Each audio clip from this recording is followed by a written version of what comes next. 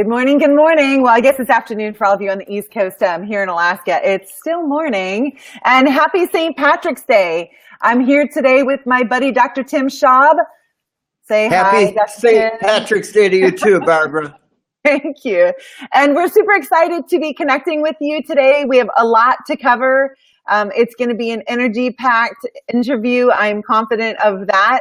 I want to get started with the story that Dr. Tim was just telling me on his parents and how he got into chiropractic, where that started from. And then we're going to take it all the way to Vegas, baby, because we're feeling lucky today. So let's start with, tell me about your chiropractic journey. How'd that begin and where are you now? Well, my chiropractic journey began, I guess, when my mom and dad got married and had me as a baby, right? Yeah. I was the fourth of four kids, and I'm the second chiropractor of the two of them. My dad practiced for 60 years. My mom practiced for 55 years. They met their first day in chiropractic college at the Eastern branch of, I believe it was the Palmer Institute, but Simon Sensen says maybe it wasn't. We're not really sure. It was a school in New York City that eventually became Columbia and NYCC, I believe. But I think that it started out, the name of the school was the Eastern Chiropractic Institute of New York. Huh. And they met in the 30s. My mom had gone to Cornell University, knew absolutely nothing about chiropractic. She had gone to pre-med at Cornell and graduated in 1934. And at that time, all of the medical doctors were her professors in pre-med. And they said, why would a beautiful young woman like you be throwing your life away to become a chiropractor? And all she knew was her dad worked for the Smith Corona Marchant Corporation, SCM. He ran the Japan department, which was the black Japanese lacquer that they, and he hand striped all of the typewriters with gold leaf and never used a compass or a ruler. So he was a very artistic man. Wow. And he had angina and other heart problems. And there was a chiropractor who practiced through this small, who traveled by horse and buggy through this small town in the early 1900s, who came through town approximately once a month if the roads could handle it. And there wasn't a storm like a blizzard we've had here for the last week. And he would adjust my mom's dad. And when he did, he didn't have heart problems. And when the guy didn't come through, when the chiropractor didn't come through, my grandfather had heart problems. So my mother never saw an adjustment. She had no clue what it was about. All she knew was that chiropractic was a drugless, non-surgical form of healthcare, and that sounded good to her.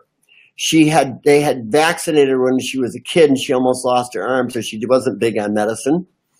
And she graduated from Cornell in 34, went directly to New York City to study chiropractic. When she first went there, she had severe allergies.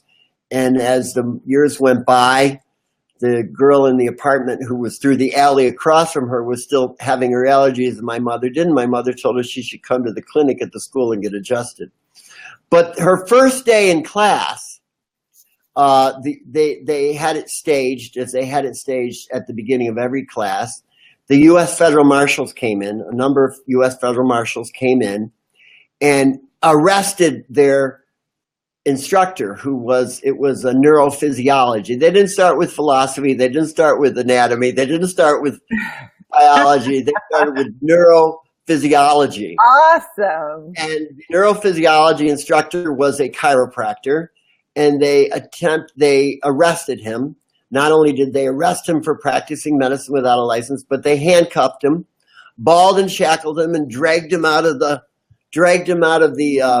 classroom. At which point, more than 50% of the women in the class stood up and left the class and never came back. And probably almost that many men stood up and left the class and never came back. My mother, who had just met my father, leaned over to my dad and said, "Hey, Bill," she said, "we must really be onto something here. If they're that afraid of us, we better stick around." That's right. So that was her first introduction to chiropractic. I love that. You know, my dad has always taught me, and just like your parents, and my mom too has taught me, if the crowd's going to the left, 180 degrees to the Yep. right, sister. My mother said she was the original liberated woman. She That said, is so I knew that because my husband gave me permission to say so. And he said, what else could I say? You're the only woman I know that can burn water. In fact, not only can you burn water, you can melt the pan right into the stove. The best thing she made was reservations. That is so awesome. And I think that is such a powerful message, because I think we're soft in today's market. I think whether entrepreneurs or chiropractors, we get our feelings hurt, or the board says this, or the insurance company, woo-hoo-hoo. I mean, can you imagine being in chiropractic college and your professor gets taken away in handcuffs? How many of you would stay? I would hope, and I know that my heart would say, I'm fighting till the cows come home. But I think it's a great reminder of what the people in front of us paid, and their determination. And like you said, your mom told the girl across the alley, like, hey, you still have allergies? I don't. Go get adjusted. And really, a referral is that simple. That's right. It's being willing to open our mouth and tell the truth. So that is awesome. Thank you. Personally, I'm really tired. I get really, there's a hair on the back of my neck that stands up when I hear about this Mercedes 80 stuff. I practiced in the late 70s in the Mercedes 80s. It was no better. We had insurance coverage for certain things, but many of the people, particularly in this state, New York State, had no insurance coverage whatsoever. And there was no respect for chiropractic. People didn't even know what chiropractic was. I used to put my head down like this as a field. There's no horns coming out here. This is not a religion. This is a method of healthcare, and it's the most wonderful thing that's ever happened. And get on board with me and become a regular and stay with me for life. And people did. I had a tremendous retention. I still do. I never had problems or feelings of being a second-class citizen. Amen. But the thing of it is people did, and it wasn't an easy time to practice. When I started practicing in New York State, we couldn't X-ray below the level of T12. Wow, I didn't know that. What do 80% of the people go to a chiropractor for their first time? Low back pain. So the patient walks in and says, I have low back pain. And I say, gee, I'd love to get an x-ray on that, but unfortunately it's illegal. I mean, it was a crazy time. It wasn't that great. The 80s weren't that great. Thank you so much for There's some good music back then, Yeah, absolutely. That's really interesting. So then what are the similarities that you see between the Mercedes 80s years and now? The similarities? Yeah, because I do think that there's a culture that looks back and says, oh, only if it was as great as the insurance crazes of the 80s, or only if it was this, or only if it was that. Like, hey, today is the greatest day to make the best of the circumstances that you're in, and 10x your effort and 10x your message, and go hard and tell the truth and tell it again and again and again and again and again and again and again. Well, that's another thing, this whole concept of we've got to tell the story. I believe we do have to tell the story, but I think the most important thing that we can do is tell the story with our hands. I think that when you get results with people are going to stay with you forever. If they don't, who wants them anyway? Yeah. I mean, I've had so many health issues myself personally. I have always resorted to chiropractic care as my primary form of health care, and it has paid off. That's why I'm here. That's why we're doing Chiro Sushi, because when I got so sick that I was in a wheelchair and I couldn't walk and I could barely talk and I had barely enough strength in my upper body to move the wheelchair, I said to myself, my God, I haven't done enough. What else can I do?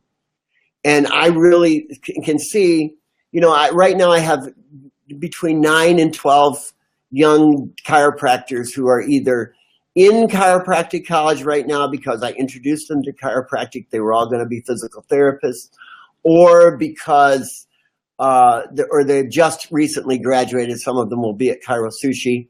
But really, when you help people, when you teach them about the spine and you help people, that's the story.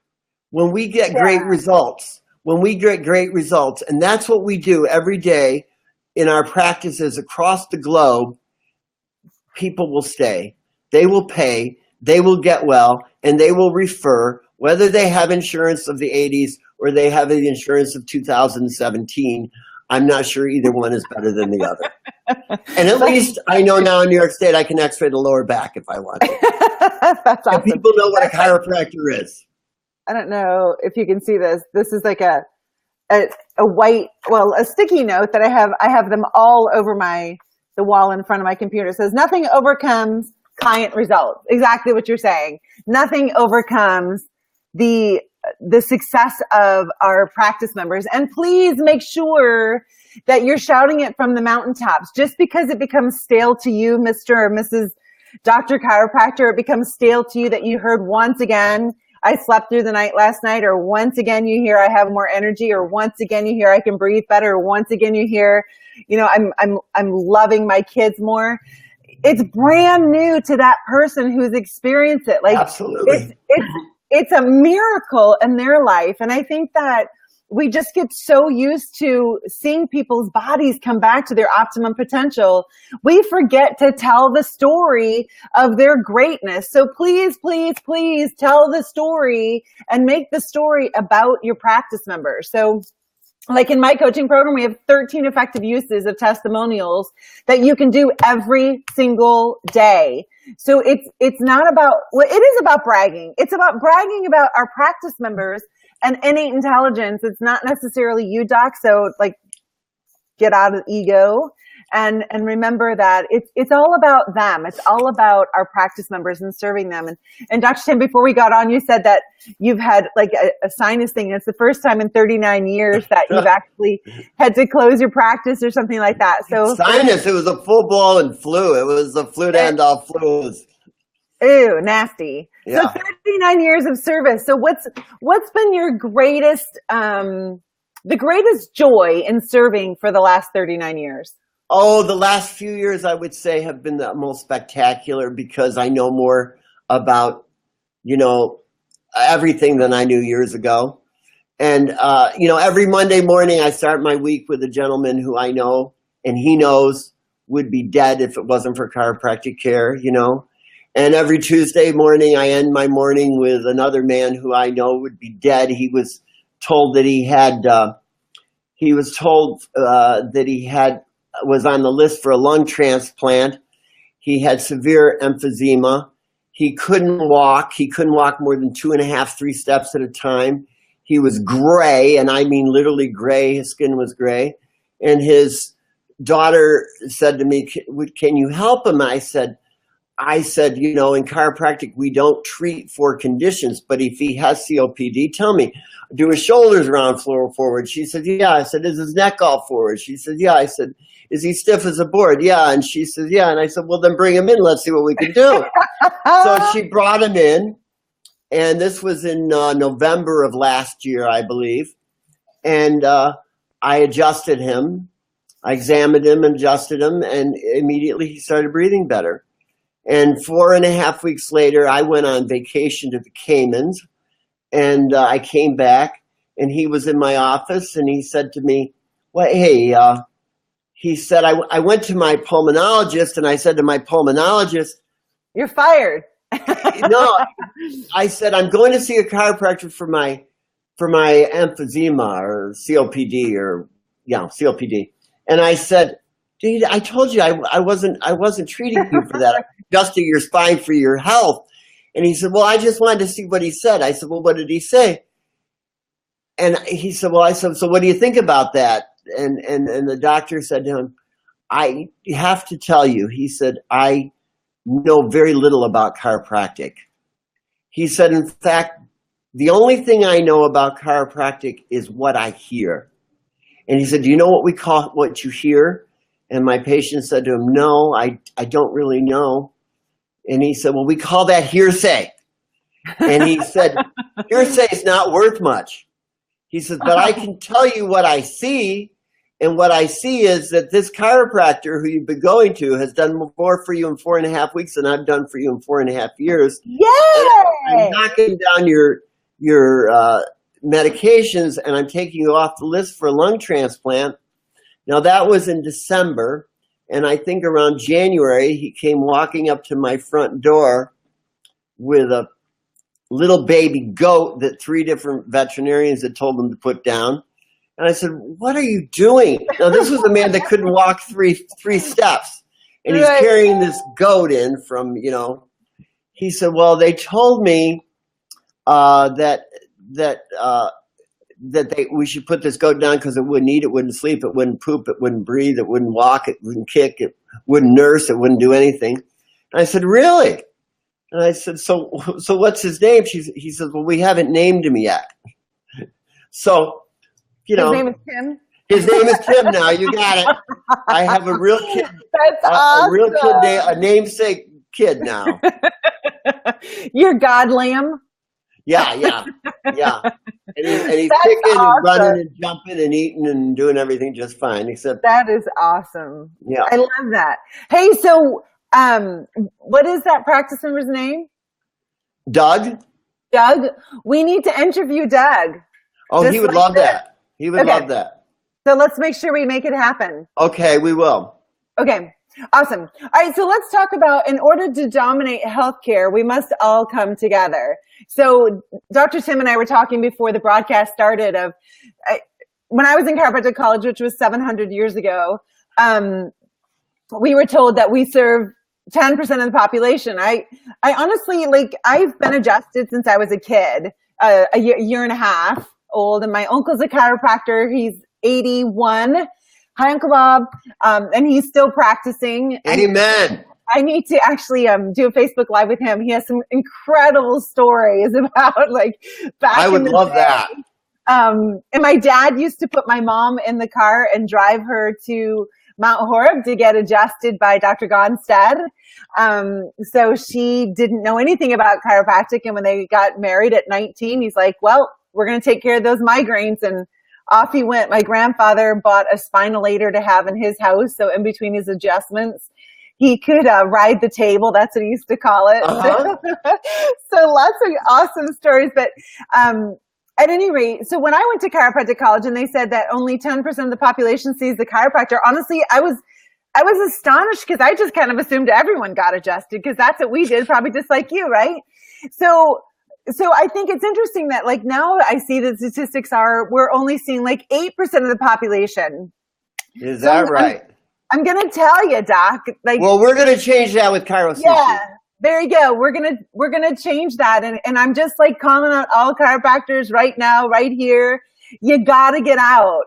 This nonsense of working 20 hours a week. Get it out of your head. Oh my goodness, I know.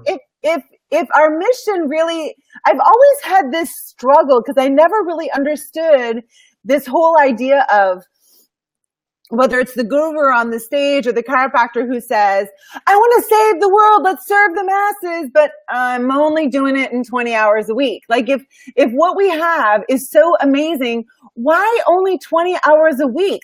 What else are you doing? I don't get it.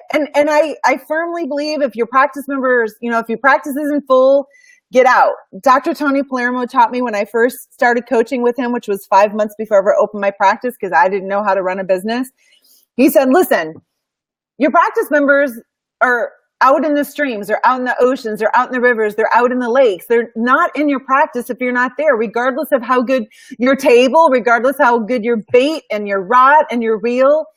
Unless you're out in your community serving your practice members and meeting them and greeting them and saying, come see me, come see me, come see me, come see me, come see me 1,000 times a day, your practice won't grow. So Doc, expand your awareness today, please. So Dr. Tim, what do you have to say about that?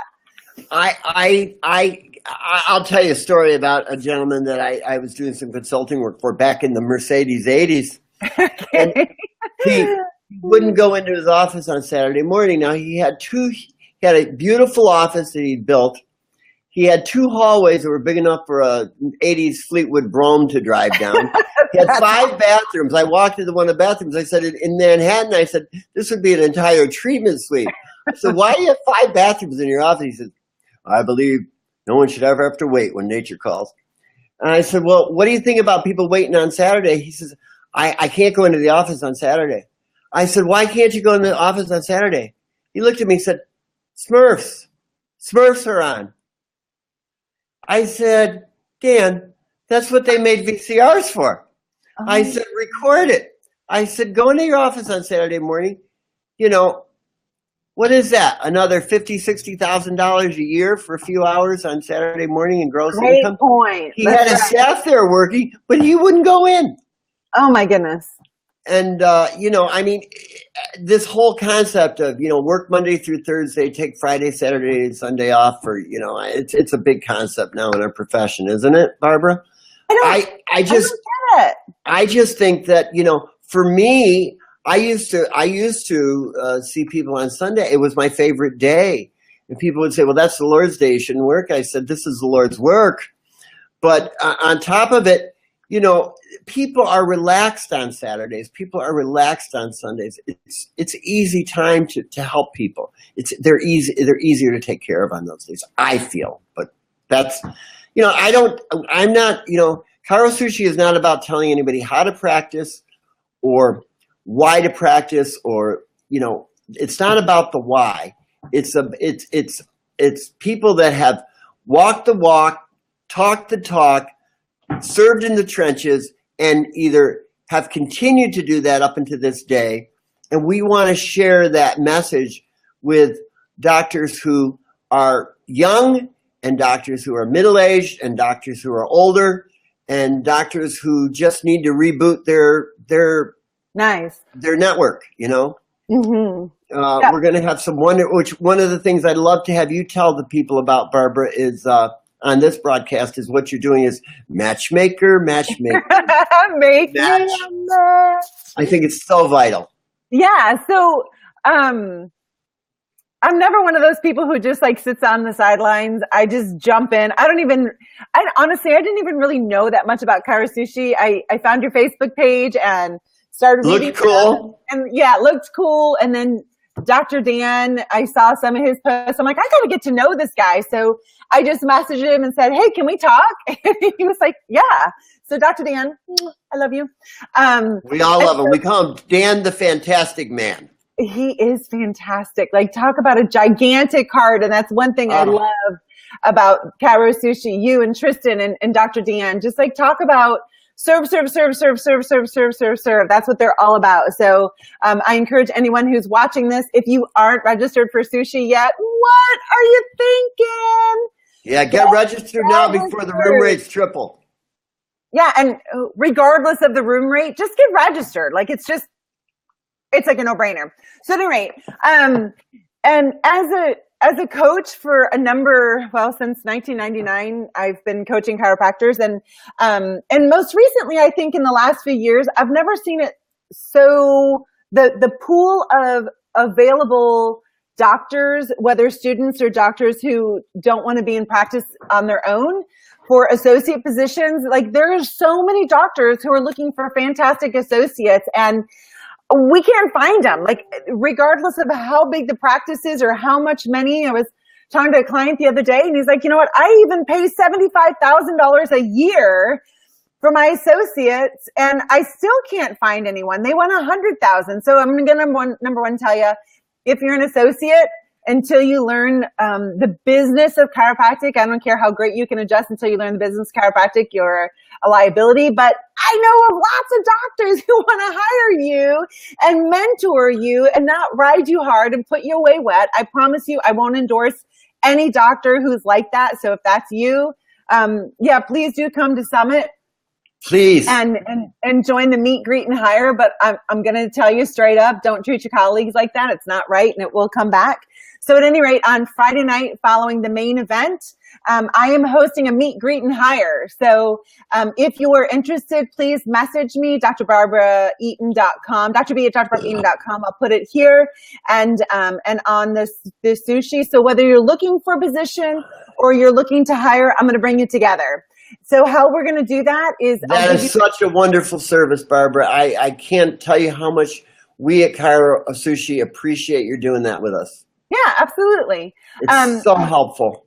Yeah, so I wanted to go fast. Like, so if you get in touch with me before the event, and maybe right now you're not even really thinking of, we need an associate. I promise you, after Kairo Sushi, your office is going to be jamming so hard that you better plan to hire like 10 associates to hire to care for the volume of people that you're going to serve. So plan now for your future growth. So at any rate, get in touch with me. I'll be giving the doctors who are looking to hire a survey, and then those who are looking for a position, so that when we get there on Friday night, it's just like, meet the people and let's get you hired. Let's get you fired up. Let's get the practice rolling, and let's serve chiropractic to individuals who've never been adjusted and those who have been adjusted. So at any rate, please get in touch with me so I can get you connected to the right places and right people. So that's meet, greet, and hire, matchmaker. I'll make you a match. Amen.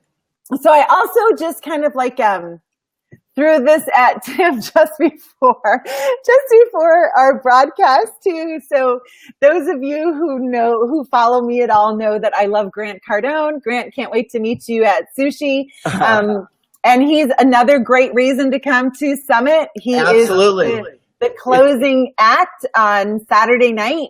So please come and plan to meet Mr. Grant Cardone. Tristan, thanks so much for hooking him up into Summit. And so Grant, if you haven't listened to the 10X rule or be obsessed, I am obsessed with reaching chiropractors and helping them. Be obsessed about helping more people. So at any rate, and Be Obsessed or Be Average, he talks about a program that he developed for soldiers who come back and have to integrate into society, that it's extremely difficult for them. And so I know that 64% of chiropractors aren't practicing. And Dr. Tim and I were talking about, I'm not sure if that's within 5 years of graduation. I just know 64% of my colleagues not practicing is unacceptable. And Absolutely. So I was thinking, you know what we need to have is a chiropractic reentry program that regardless of when you left practice, we want you back. We want you back in our mission. We want you back serving people. We want you back delivering chiropractic care and connecting people to innate intelligence and their optimum potential and spreading the story. And Doc, we need you. If you've left the profession, we invite you back. And I would love Absolutely. the opportunity to partner with my buddies at Kairo Sushi to develop a reentry program to get you back connected. I'm not saying it's going to be easier, but it's going to be way better than what you're doing. And you know, I was going to say, there's a lot of chiropractors who have practiced a number of years, and they is that buzzing? I hear nothing. Okay, good. Uh-huh. They may not want to practice the way or that they've been practicing, or they may want to move to a new state or a new location. And they may not be a student or a first-year practitioner or a second-year practitioner who's looking for an associateship. They may be in practice 12, 15, 16 years for all we know. But they could come and hook up too. Yes. And yes, re-enter, yes. so to speak. Yes. Yeah, like I know in the way that they want to enter now. Yep. And we're not saying you have to practice on your own. Trust me, there are so many great practices looking for you. I just met a place the other day here in Alaska. If you're in Alaska and you're looking for an awesome position and or you want to move to Alaska, I think it's the greatest place on the planet. Just watch some of my broadcasts. You know, I love it here. Well, I was in Alaska all week here. You should have seen the blizzard here. It was amazing. You know, that's the funny thing. And we want to keep it a secret that actually our winters here aren't that bad. That's wonderful. Syracuse has more snowfall than any other city in the United States, you know. Yeah, that's Did you know that? No. Yeah, it's a lot of snowfall here. A lot of snow. Not for me. At any rate, so I know of a great position here. If you're looking to make an awesome move, let me know in Anchorage, Alaska. If you're looking for Las Cruces, New Mexico, Dallas, Texas, Austin, Texas, where else? Terre Haute, Indiana. I mean, just to name a few. Buffalo, New York. I know of so many doctors who are looking for a great associate. So Well, please make Buffalo is sure. a very holistic, getting to be a very holistically oriented city. Oh yeah, It's really, yeah, it is. It's changing. Yeah. it's probably As is because of Dr. Rochester. Christy Bucati. There's a shout out to you, Dr. Christy. She's in Buffalo. Oh, how nice. There you go. All right, You know, so at go Cairo ahead. Sushi, we're going to be, there's two issues that I think, and I'm not exactly sure how to separate them, so I'm just going to talk to them about in terms of a concept. But there's practice management, practice building, that part of the practice that some of the chiropractors know their statistics on. And then there's the business of business, which is a whole nother world. And most of and I don't care whether they're chiropractors or MDs, dentists, podiatrists, what they are, they don't necessarily understand the business of the business and whether they're in a profitability state or they think, well, I'm seeing a lot of people or I'm helping a lot of people. That's all wonderful, but are they are they going in a positive direction? And at Cairo Sushi, we have Dr. Alec Trivedi. We have some wonderful people that are involved in the business of the business, not just Grant Cardone and not just sales and not just marketing, but how do you create a life for yourself that your business supports, and how do you create a business that it's a happy life? And that's really what Cairo Sushi is all about. Absolutely. And another thing I love about the difference with Sushi Summit is that it's not like the speakers are just like flying in, taking the stage, and then flying out. They're all going to be there to meet and greet and share. Yeah. And share is a big thing. Yeah, because we're all in this game together. No one's better than anybody else. And I don't care if your practice serves 2 people a week, you have something to contribute, and we want you there at Sushi Summit. So please make sure that you get registered. Like I've said before in every single broadcast, if you don't know anyone going to Summit, you know me and you know Dr. Tim, and I'd be more than happy to give you my cell phone number. You can sit with us. You can have fun with us in the evening. You won't be eating alone. You won't be sitting alone. I promise. Wherever I'm at, you're welcome to tag along, and I'd love to make it an amazing experience for you at Summit. And I know Dr. Tim and Tristan would as well. So any last minute comments that you'd like to leave with our Cairo sisters and brothers today on this wonderful St. Patty's Day? Well, Wednesday night, if they have an opportunity to get in Wednesday night, I suggest you come in early and get a little rest, have a little fun in Vegas. But Wednesday night, we have a share session hosted by one of the greatest chiropractors I've ever met in my life, Dr. Willie Kindred, who practices in Tempe, Arizona. He's the ultimate host.